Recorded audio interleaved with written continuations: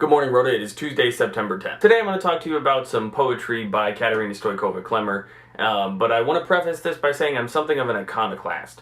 I love Ginsberg, which is somewhat modern, and Rilke, which is somewhat less modern, and Walt Whitman, which is even less modern, and I do value older works. I do value classic literature and art, but I don't like to see modern works, like current, contemporary, what's going on now, not, modern in the sense of a movement.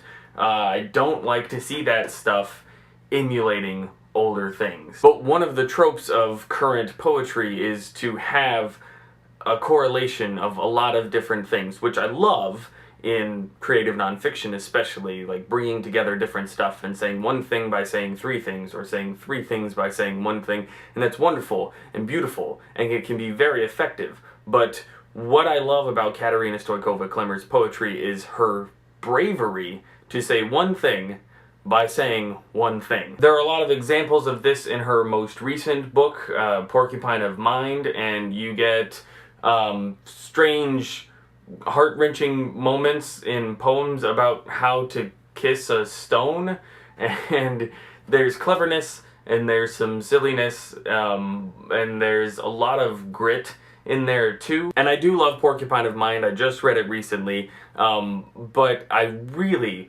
love The Air Around the Butterfly, which was her first collection, which is published bilingually. In case you read Bulgarian, you can read the Bulgarian side. In case you read English, you can read the English side.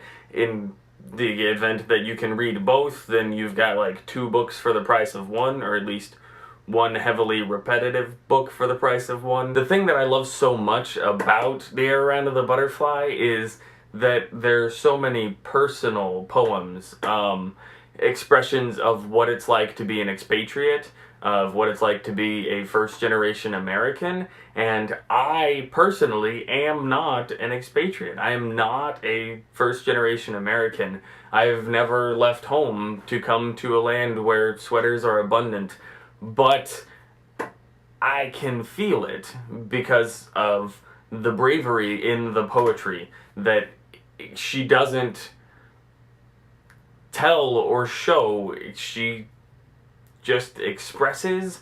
It's hard for me to say what exactly it is and how it's done.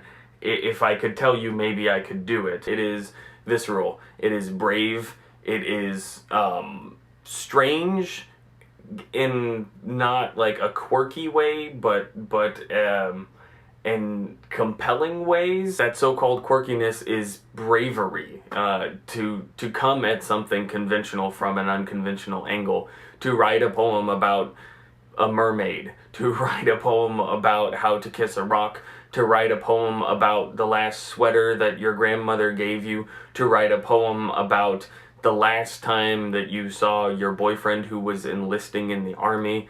They're things that can't be said in more conventional ways, but they are conventional things that are being said. So if you're at all interested in poetry, I would encourage you to read The Porcupine of Mind, which is the most recent Katerina Stoykova-Klemer book. I would also encourage you to read The Air Around the Butterfly, which was her first, and I will see you later.